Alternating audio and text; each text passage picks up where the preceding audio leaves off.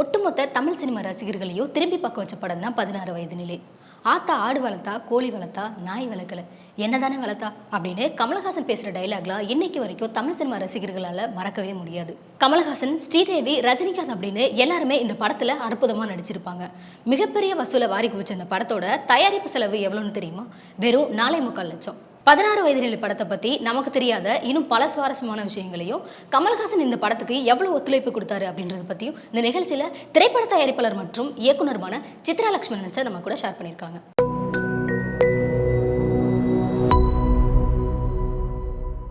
1975 வருஷத்துல 10 தமிழ் படங்கள்லையும் ஞான் என்ன பிரேமிக்கன்னு, ராசலீலா, மற்றொரு சீதா, திருவோணம் ஆகிய 4 மலையாள படங்களிலும் நடித்திருந்தார் கமல்ஹாசன். 1975 கமல்ஹாசன் நடித்த 10 தமிழ் படங்கள்ல சினிமா பைத்தியம், அந்தரங்கம், மாலை சுடவா, 1001 ஆகிய 4 படங்களுக்கும் நான் தான் பத்திரிகை தொடர்பாளராக பணியாற்றினேன்.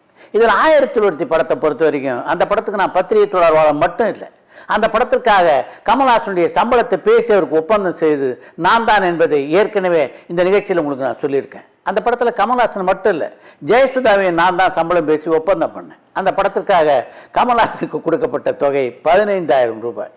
அந்த படத்திலே கமல்ஹாசனுடைய ஜோடியாக நடித்த ஜெயசுதாவுடைய சம்பளம் எவ்வளோ தெரியுமா? 17,000 ரூபாய். 1976 ஆண்டில் கமல்ஹாசன் 9 தமிழ் படங்கள்லையும் 8 மலையாள படங்களிலும் நடித்திருந்தார். அந்த ஆண்டு அவர் நடித்த படங்கள்ல மோகம் 30 வருஷம், குமார விஜயம் ஆகிய 2 படங்களுக்கும் நான் தான் பத்திரிகை தொடர்பாளராக பணியாற்றினேன்.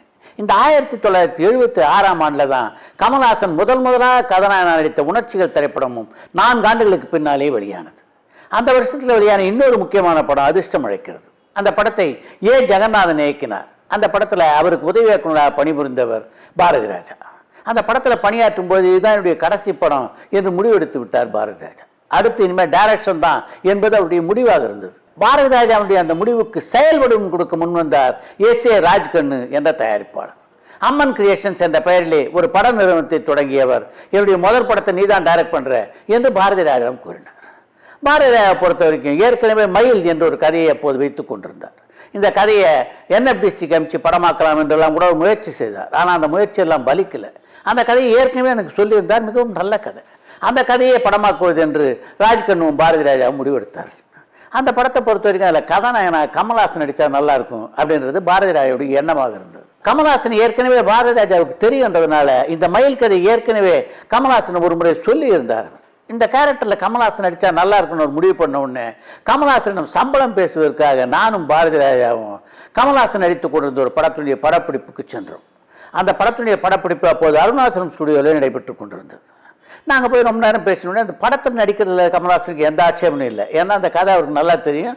அது மட்டும் இல்லாமல் அவருக்கு மிகவும் பிடித்த கதையாக அது இருந்தது. இது எல்லாத்துக்கும் மேலே பாரதி ராஜா மேலேயும் அவருக்கு ஒரு சின்ன ஈர்ப்பு அப்போது இருந்தது. அப்போல்லாம் பார்த்தீங்கன்னா கமல்ஹாசனை பொறுத்த வரைக்கும் வளர்ந்து வருகின்ற ஒரு புத்திசாலித்தனமான டெக்னீஷியனில் மிக எளிதிலே அவர் அப்போது அடையாளம் கண்டுகொள்வார். அடுத்து சம்பளத்தை பற்றி பேச்சு வந்தபோது 16 நிலை படத்தில் நடிக்க 30,000 ரூபாய் சம்பளம் கேட்டார் கமல்ஹாசன்.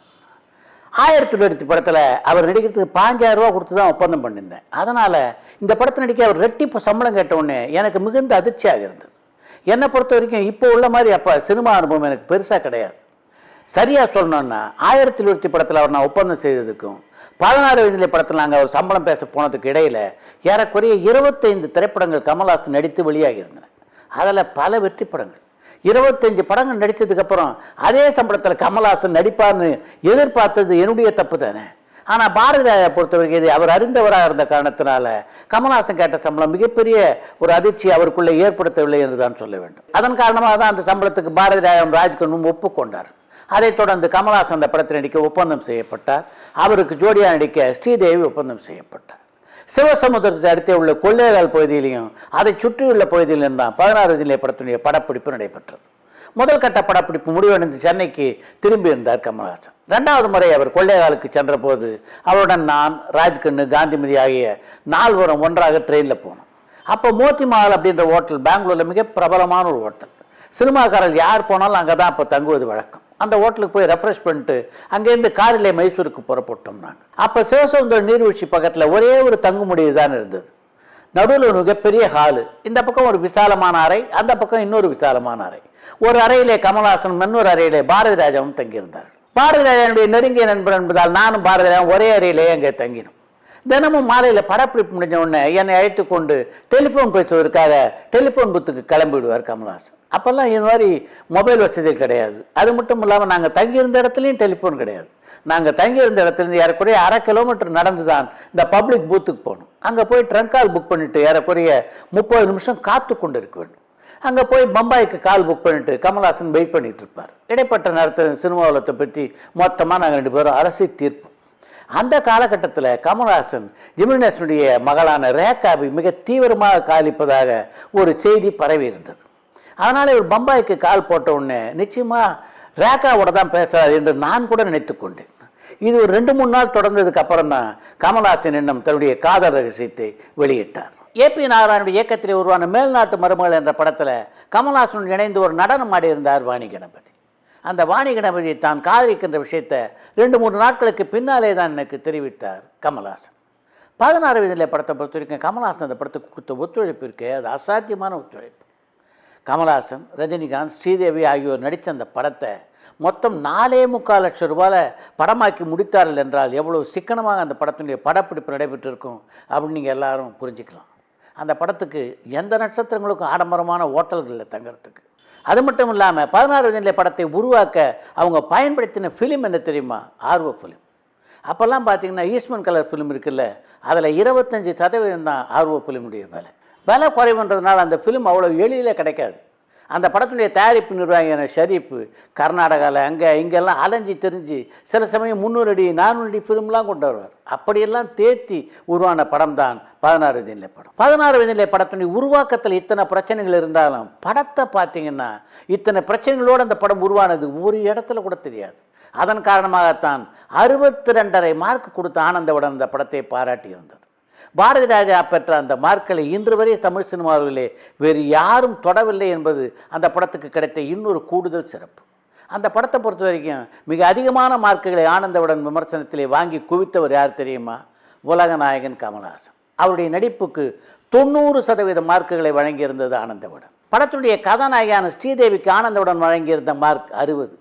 அந்த படத்தை இயக்கிய இயக்குனரான பாரதி ராஜாவுக்கு கமல்ஹாசனுக்கு அடுத்தபடியாக 75 மார்க்குகளை வழங்கியிருந்தது ஆனந்தவிகடன். 16 வயதிலே படம் மாதிரி 4 தமிழ் படம் வந்தால் தமிழ் படங்களுடைய தரமே உயர்ந்துவிடும் என்றும் ஆனந்தவுடன் ஒரு பாராட்டு பத்திரத்தை 16 வயதிலே படத்துக்கு வழங்கியிருந்தது.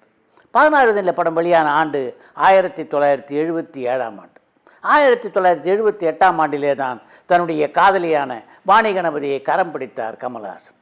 அந்த கல்யாணத்துக்கு இங்கேருந்து பல பத்திரிகையாளர்களை அழைத்து சென்றார்.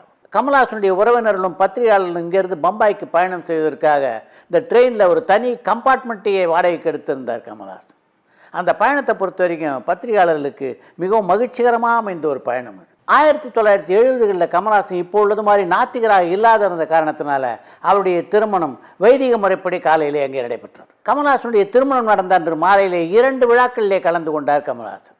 ஒன்று அவருடைய திருமண வரவேற்பு விழா, இன்னொன்று ஃபிலிம்பேர் பத்தினுடைய பரிசளிப்பு விழா. அந்த ஆண்டுக்கான சிறந்த நடிகருக்கான விருதை கமல்ஹாசனுக்கு வழங்கியிருந்தது ஃபிலிம்பேர் பரிசளிப்பு விழா. 2லும் கலந்து கொள்வதற்காக பம்பாய் வந்திருந்த எம்ஜிஆர் முதலிலே கமல்ஹாசனுடைய திருமண வரவேற்பிலே கலந்து கொண்டு விட்டு அதற்கு பின்னாலே ஃபிலிம்பேர் பரிசளிப்பு விழாவிலே கலந்து கொண்டார்.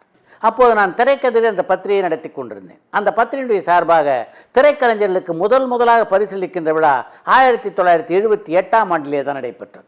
அதுவும் அந்த விழா எப்போ நடைபெற்றதுன்னா கமல்ஹாசனுடைய திருமணம் முடிந்து ஒரு வாரத்திலே சென்னையிலே அந்த விழா நடைபெற்றது. அந்த விழாவிலே கமல்ஹாசனுடைய பங்கு எத்தகையதாக இருந்தது என்பதை பற்றி இந்த நிகழ்ச்சியினுடைய அடுத்த பகுதியிலே உங்களோடு பகிர்ந்து கொள்கிறேன்.